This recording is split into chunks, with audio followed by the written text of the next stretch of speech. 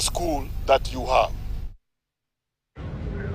Kwingineko, polisi wamewasilisha ombi katika mahakama Malindi wakitaka siku 14 zaidi kuendelea kuwazuilia washukiwa wanaotuhumiwa kushiriki kwenye mafunzo ya itikadi kali za kidini ya Binzaro inahusishwa na mhubiri tata Paul Mackenzie ili uchunguzi ukamilike.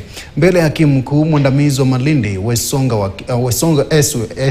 SJ Wesonga, wakili mwandamizi wa mwendesha mashtaka Rachel Omala aliambia mahakama kwamba wanataka kuunganisha faili hizo ili kiongozi wa mafunzo ya itikadi kali ya Shakahola Paul Mackenzie ajumuishe katika kesi hiyo.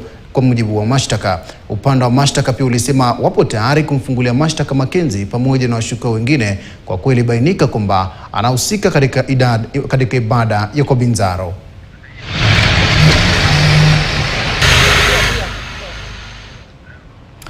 Na baadhi ya wawakilishi wadi wa kaunti ya Kiambu wanamuunga mkono gavana